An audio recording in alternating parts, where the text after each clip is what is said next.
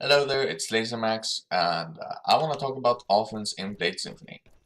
There's ways of playing offensively and defensively in Blade Symphony, which I don't really think is all that effective. So I would like to suggest some alternatives to that with this video. But first, let's go over this sort of rule I have in my head that I call Defender's Advantage. So in Blade Symphony, let's say we have a guy walking backwards like this, and another one chasing like this. The guy walking backward is generally gonna hit the other player first, if they both try to hit each other as fast as possible. The reason for this is because of Defender's Advantage. The moment I left click and start my attack winds up. What this means is that even if I'm not in range to hit my opponent initially, he might walk into my range when my attack is winding up. So I could just randomly attack while I'm backing off, and the opponent is walking into me, and I'll get very generous hits while he's moving into me. While the opposite is true for the opponent. While I'm moving away from him, it's going to be very difficult for him to hit me. Essentially, the one walking away has more range effectively, even if they are using the same attacks. The guy walking backwards always has the advantage. Now, what people typically do on offense in Blade Symphony generally is what do you think they would do? They just kind of walk forward and do a bunch of attacks. They might shuffle forward a little bit, roll, do some air attacks, I don't know. And this is precisely what you don't want to do if you're attacking. In Blade Symphony, walking away is much easier than getting close enough to hit someone. It's not so simple as to just walk up to the other person and hit them.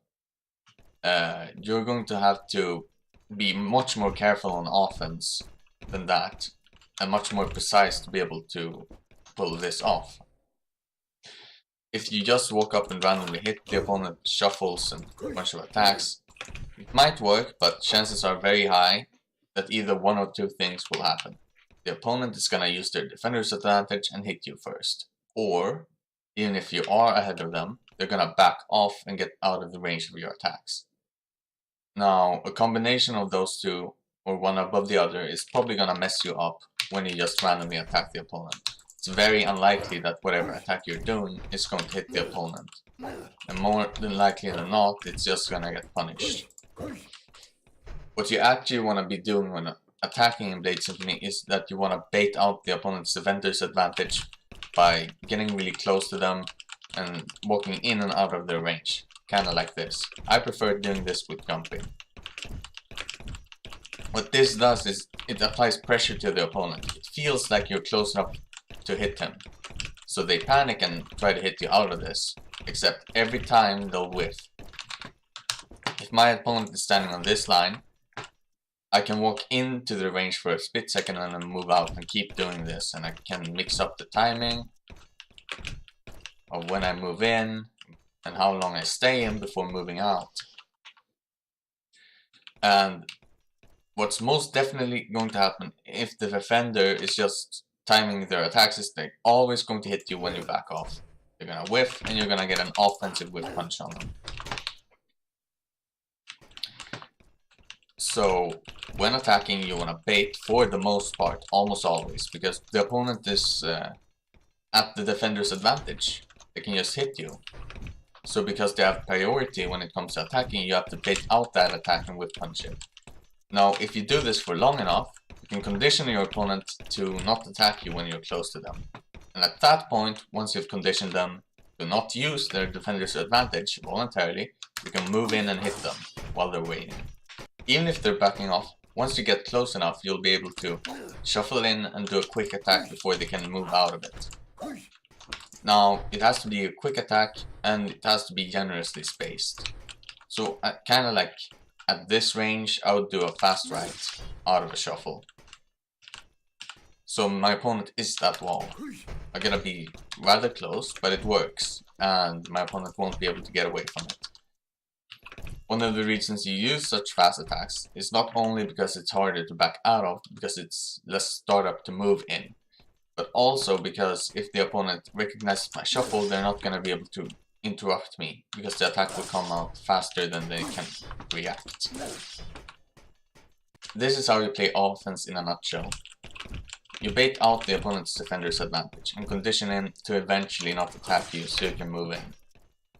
This is the offensive 50-50. Do I bait or do I shuffle in an attack?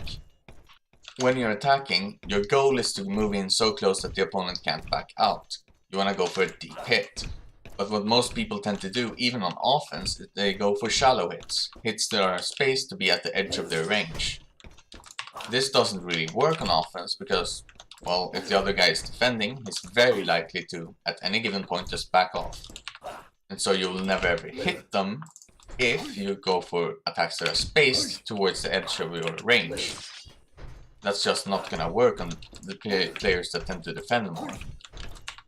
If you want to attack the opponent, you can't stay safe yourself. You can't have the best of two worlds. You have to choose between taking risks and attacking, or taking no risks and defending. Now, from the defender's perspective, the way you actually deal with baiting is actually just walk forward for a split second and attack. If the opponent is just standing still or walking backwards and attacking on the spot, once they see the opponent baiting, they're always gonna miss. But since I'm always moving in and out, and I'm keeping this same space, kind of, all you really have to do is move into the opponent's baiting space and then hit them. The baits that offensive players do, that I do for instance, are spaced to be at the very edge of my opponent's range. But if my opponent walks forward, that edge changes, and he can hit me. Now you can't walk for too long, as that will give you time to react. But if you walk for just a split second, you're not gonna give them any time to react. And you can hit them while they're baiting and waiting. Shuffling of course also works, so long as you're doing it with attacks that can't be interrupted on reaction, like this. Now it's not all that favorable to be walking backward all that much in Blade Symphony. You don't want to do it needlessly. The best defenders in Blade Symphony are the defenders that can threaten the opponent with scary attacks to prevent them from even trying to attack you in the first place. Generally, you don't want to walk backward if you don't need to, because you'll get through the wall. And that isn't a very favorable game to play. You never want to back off unless you absolutely need to. Now, if a player backs off abnormally by using shuffle jumps and whatnot, you're probably not going to be able to chase them down by doing this 50-50. But at the very least, you can probably follow them to the wall. And once they get there, they're in trouble. Now, there isn't really much you can do to stop someone from starting a wall run. But what you can do is you can chase it down once they actually do the wall jump.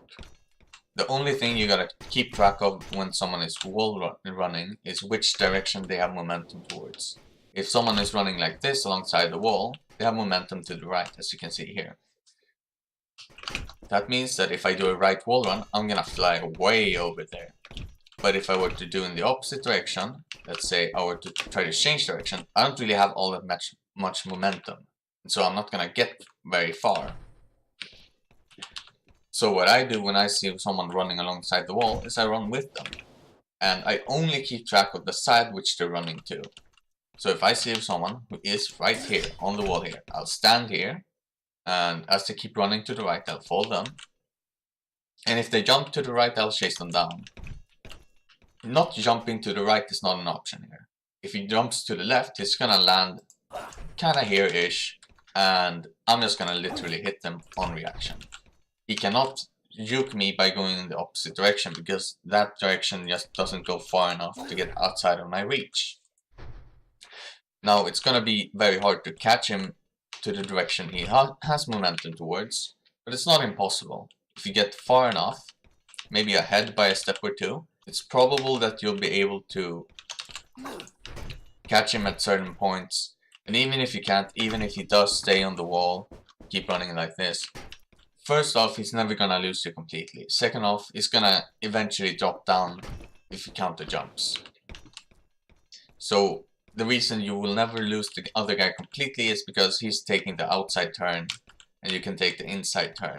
So for instance, if I jump a wall run like this, I'm going across this line.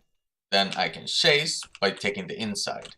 I'm standing here, he's standing here. It's shorter for me to walk from there to there than it is for him to jump all the way just from there to there. Even though I'm technically moving slower since I'm walking, the distance I have to take by cutting the turn like this, by standing a little bit from the wall, standing a little bit from the wall here, is just so much shorter. If the opponent is running alongside the walls by wall running, I can just stay in the middle of the stage and walk in this very small square. And he'll never lose me. I'm just everywhere at the same time. I'm controlling the middle. Wall running in Blade Symphony is not limitless. The more you wall run, the sooner you slip off the wall. If you just pay attention to my wall runs, 1, 2, 3, 4, 5, and 6, and then I slip off entirely. With these walls in this arena, you can probably not wall run more than 6 times before you just instantly drop down. But it typically doesn't even come to that, because it's different when you're jumping to the side and whatnot. Wall runs is not really the easiest thing to control, and a lot of people just do it randomly when they're forced to, as sort of a thing they pick out. So if you see someone running like this, getting away from you, I'd say on the 3rd or 4th wall run, you just go and hit them.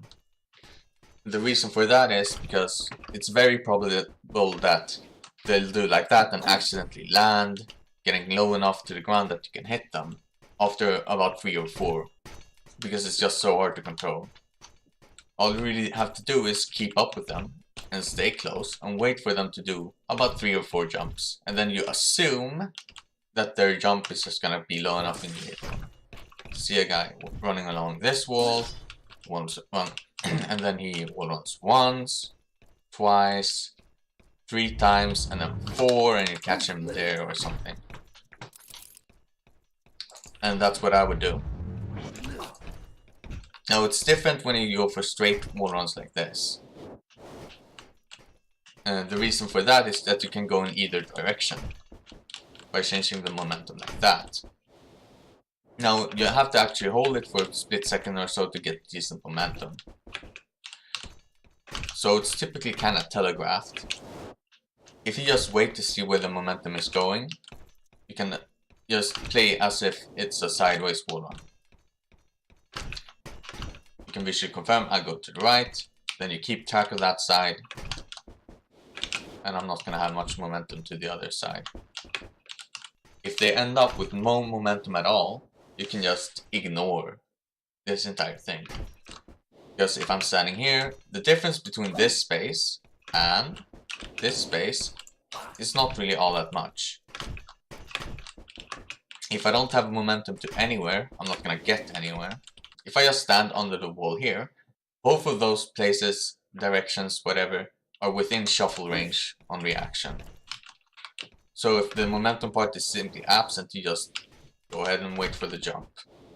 And if someone keeps resetting like this, you just count the jumps as well. And they're gonna have to either, well, get forcefully slipped down from the wall, or they're gonna have to jump somewhere, and then you shuffle. That's it for this video. I've run out of words. Good luck in game. Have fun.